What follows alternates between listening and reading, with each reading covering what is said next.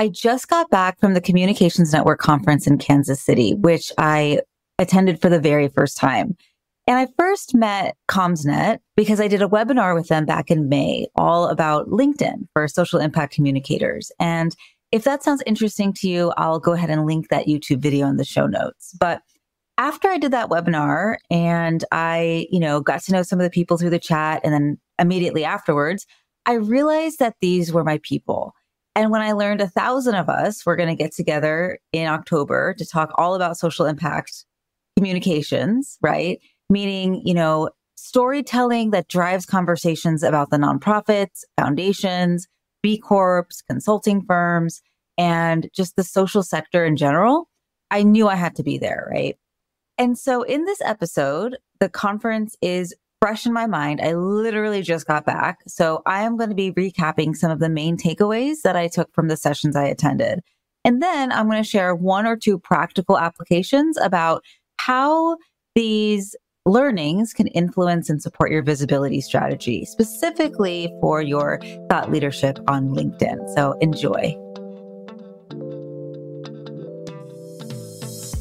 Hey, I'm Tanya Bhattacharya, and you are listening to the Campfire Circle podcast.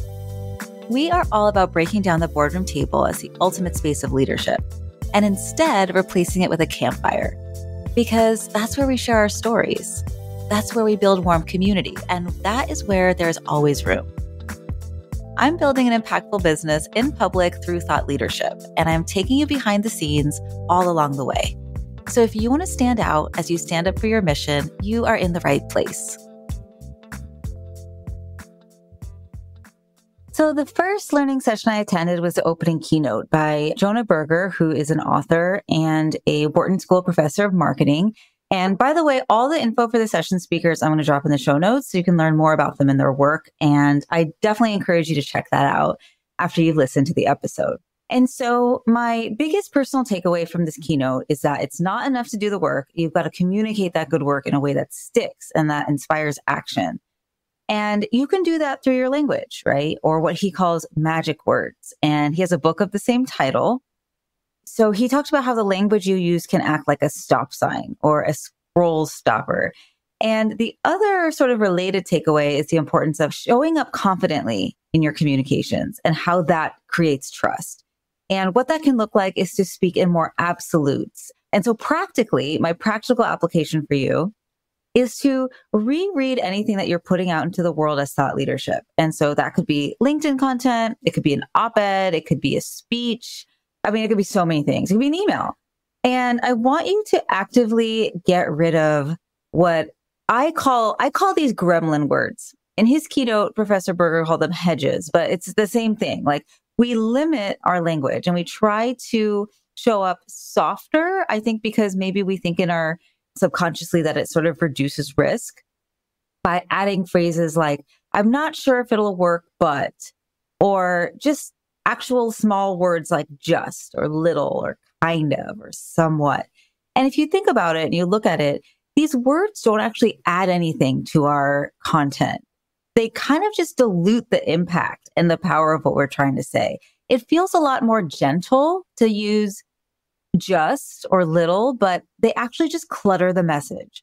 And I call these gremlin words because it reminds me of the 80s movie. And, if you haven't seen it, these cute little adorable, soft looking creatures end up morphing into these gremlins that wreak havoc on the whole town. And so as you may have noticed, gremlin words just naturally slip into my speech when I'm talking.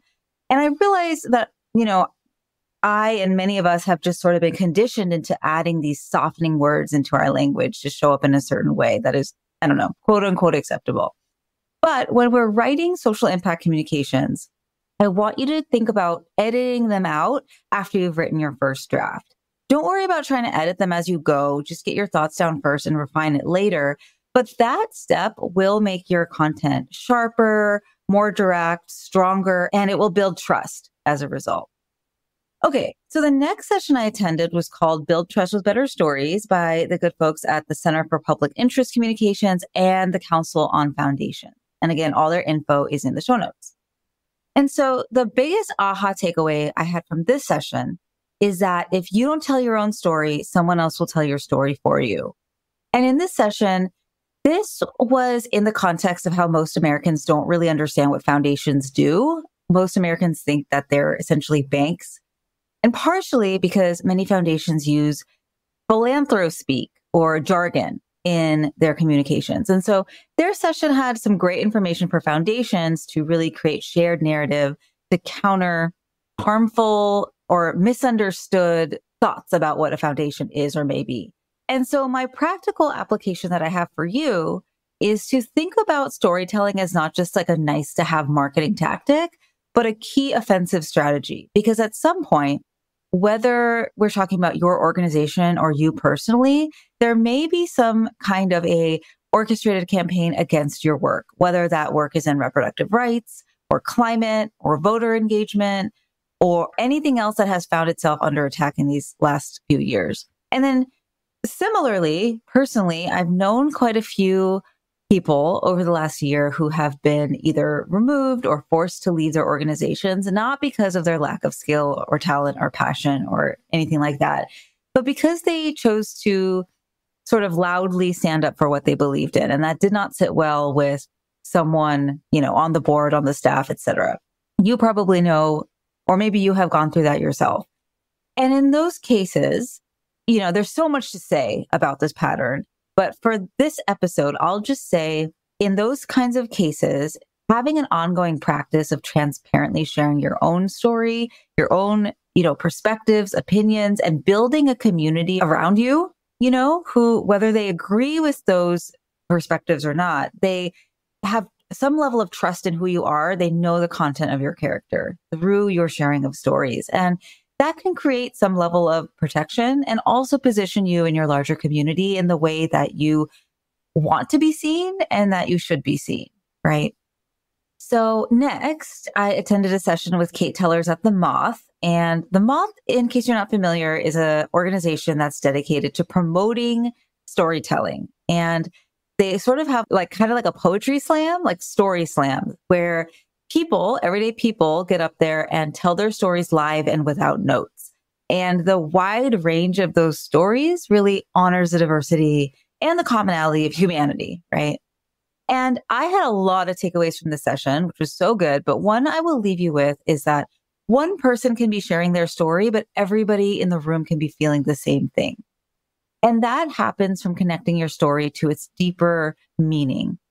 And so getting into practical applications, I think a lot of us know we're supposed to share on LinkedIn after something happens. Like we just attended a big, important community meeting, or we just got a new grant, or we just entered into a new partnership. But it's one thing to just share that information, and another thing to go deeper into the meaning of why it's important to you specifically. Like, how does that event make you feel and why? How does what's happening at your organization tie back to your own personal story and your values and your own lived experience and your personal why? Taking those few extra moments and getting into the habit of deep reflection around your storytelling and letting those real juicy bits emerge will help your communications land in a way that lands at the level of people's humanity, right? It lands in that human to human way. And the other big takeaway I had was when Kate said, stories beget stories. And so the practical takeaway from that is to create a culture of storytelling and reflection at your organization so that people have opportunities, whether they're at meetings, whether they're just through the start of every meeting or through email on a weekly basis, or at, your annual retreats. Like there are opportunities to share many stories of what is going on in their work world within your team. And that not only creates relationship and cross-functional sort of tissue, but it also just builds people's habits and practices of reflecting back on why what's happening in their world is even important in the first place. How does it tie back to the mission? Why is it important? What kind of world is it creating? It gets you out of that immediate moment and ties it back to what's important. Okay. So moving on, next we heard from Ivan Hassan, who is the CEO of Digimentors. And he talked about how we each have two footprints. One is physical and one is digital. And this might seem somewhat obvious at first, but this is something I've actually been trying to put into words and like really reflect back to social impact leaders for a long time. So I know a lot of nonprofit CEOs and social impact consultants, philanthropy leaders, et cetera, the list goes on, who are extremely networked, sort of what I would call like in person. They could make a call and reach almost anyone they needed to get something done, or at least they know someone who could reach them. They have years or decades of relationships they've built through in the trenches work, through serving on committees, attending conferences, all that stuff that we do. But they don't have any kind of presence on LinkedIn. And you could argue like, well, so what? They're doing fine, right? Maybe they don't even need to be on there. But what I would say is, can you imagine the increased impact they could have if they just started to build their digital footprint, just repurposing the stuff they already have, right? Like the presentations they've done, the op-eds they've written that are still relevant, the stories that they often tell that the people around them physically, know and always relate to them. If you do that online, you start to reach this new group of people who are really important. And that's the group of people who know and trust you already. So sure, you have great relationships with the, organizations and the companies who sponsor your events every single year. But if you create a thoughtful digital footprint on LinkedIn, you can over time begin to reach their friends who run different companies who should know about your work too and happen to have the resources to support it, sponsor it, et cetera. So that's just, one example of what can happen if you decide to really beef up your digital footprint, in addition to your physical footprint. Okay. And so finally, the last session I attended was about post-election communication strategies, which was so timely. It was so rich. I actually took the most notes in this session. It was presented by the folks at Democracy Fund, and I'll link them in the show notes, of course. And it's hard to pick one takeaway because there are so many, but I will pick this one, which is also a practical, applicable thing that you can do right now, in the very few weeks before the election, which is to work now to prepare pre-drafted, pre-vetted, and pre-approved messaging that's ready to go from your leadership for either situation, always tying the election back to how it connects to the issue that you work on. And if you're working in the social impact space, it does connect to the issue you work on somehow, somewhere. And that means that you have a voice on it.